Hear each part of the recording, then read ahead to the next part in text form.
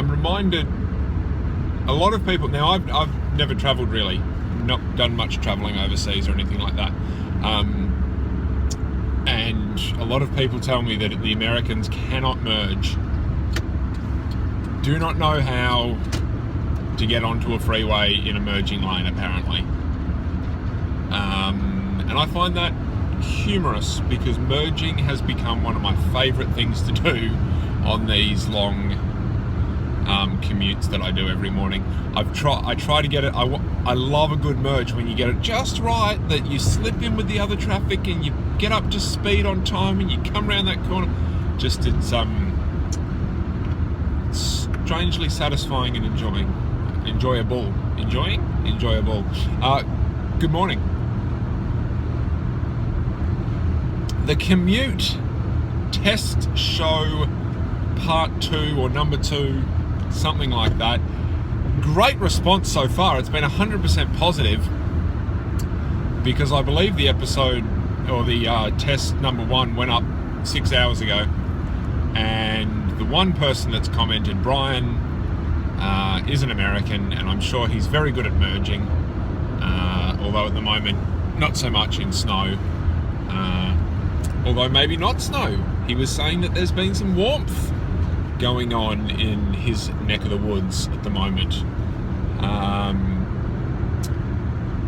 which is probably good when you own a Mini. I think he owns a Mini. Did you buy a Mini? You bought a Mini, didn't you? I think so. Which I thought was a strange choice for a gentleman who likes to, or is very much into V8 supercars. But anyway, gas guzzlers. Speaking of gas, or fuel as we call it here, petrol, it's really cheap at the moment. I filled up yesterday and I've used a bit, so I feel like going and filling up again, which is fun, because when you don't have money and you're like, oh god, I've got to ride my bike to work and take the train because I can't afford the petrol, and then the next week you're like, oh, I'm going to go to the service station twice in 2 days. Anyway, so the Commute Part 2. Part 1 was okay. I wasn't 100% happy with it, but it worked out alright. As I said, 100% success rate in the feedback. Brian says it's pretty good. I like where we're going with it. Hopefully some more people can comment and give me some opinions. As a very keen podcast ingester, listener, viewer, that kind of thing, I am a little bit critical. I see things that I don't like, but I always have to remind myself that podcasts evolve, TV shows evolve, and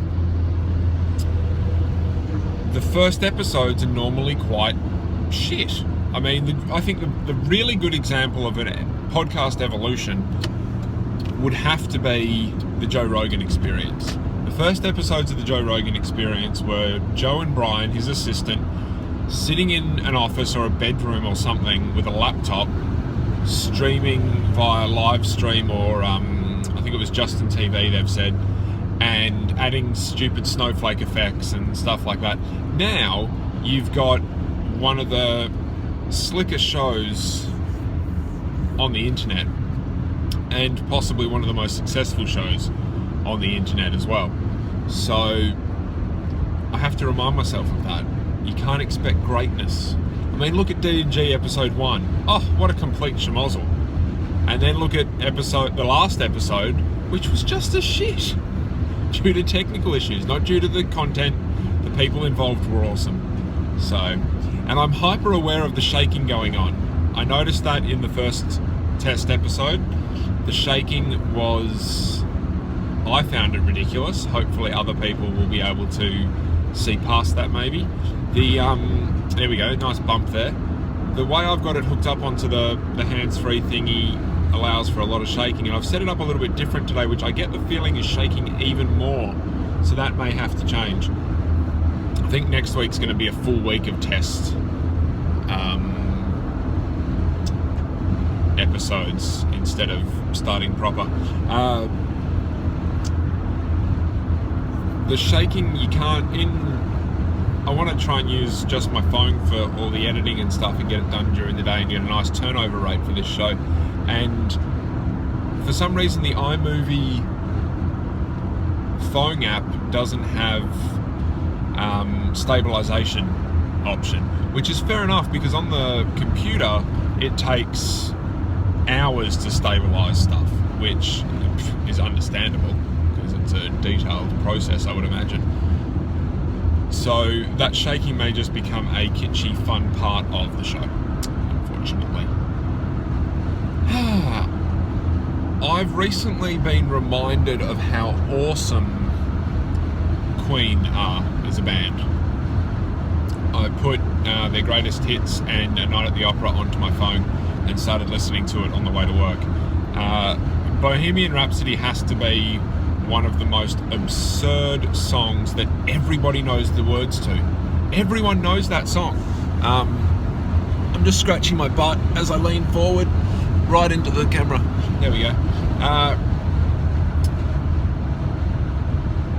It's such an absurd song. I remember saying, when I heard it as a kid, saying to my dad, "Dad, why is it like this? Why is this music like this? That shaking is actually annoying me and I'm not even watching this." God. Do not know how I'm going to change that. Anyway, this is now the, nicknamed the shaky episode. Bohemian Rhapsody, most absurd song ever, but everyone knows the words. I remember being at a party and everybody sang along. It just, I don't know how everyone knows it. I remember, as I was saying, I remember saying to my dad, "Why do they make music like this? What happened? Why did this happen? Because this is weird." I was listening to the Beatles a lot as a kid, and then I heard Bohemian Rhapsody and I was just like, this is nuts. But the reason I wanted to talk about Queen was because the song Fat Bottom Girls is one of the most awesome songs ever, celebrating positive body image, of course. But I always feel awkward. How can you, in a world that we live in where body image is such a big thing, and apparently still skinny is still a thing, so skinny, and now it's becoming a bit more athletic.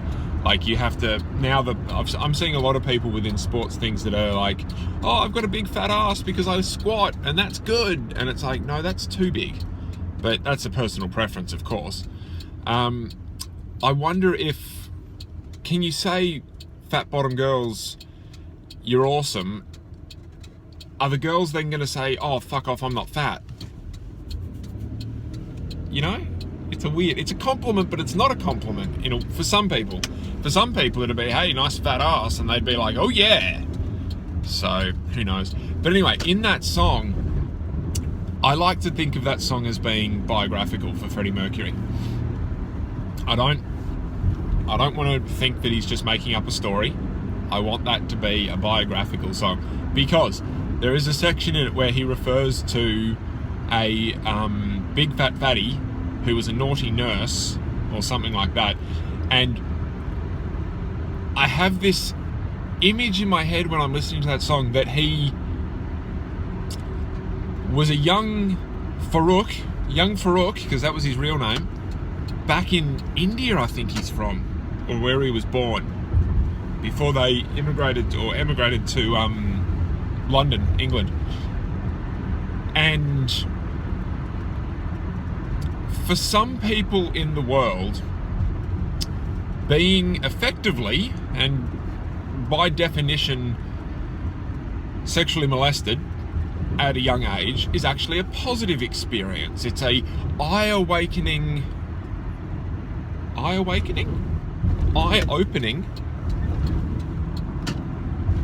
moment in their life that introduces them to sex and to the world that they didn't know.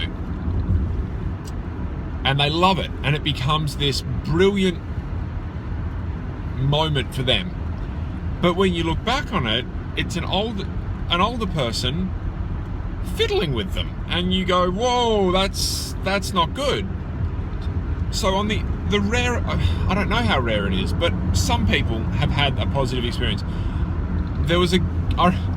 flashback to my teenage years, there was a guy at my school who made the comment that an older girl had introduced him to sex. Now, we were probably 17 at the time, 18 maybe, and he made reference that it was a couple of years ago, so he would have been about 15, 16, and an older girl who would have been about 17, like only a bit older, had done that. Now, that is effectively predator behaviour.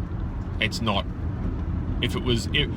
especially, this is getting a lot more serious than I thought that I wanted it to, but especially if it was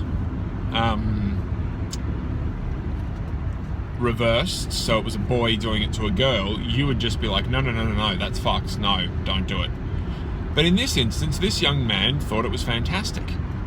And I'll be honest with you, at the age of 15, 16, when my hormones were going absolutely nuts, I probably would have liked it as well. I probably would have been positive about it. So I have this image that I like the idea that Freddie Mercury had a nurse who was a little bit chunky, who was a big fat fatty, to quote him, who was a naughty nanny, and to quote Freddie Mercury, made a real man out of him.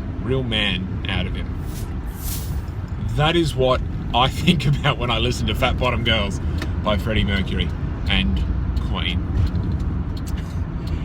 And on that note, I've already second test episode and I've already run over time that I allotted myself. Thank you very much. That's The Commute. BobbyFreakout@gmail.com. Send me an email, make a comment on the comments, like, subscribe, all that kind of stuff that all the other podcasts always tell you about. Do all that kind of stuff. And I'll see you tomorrow.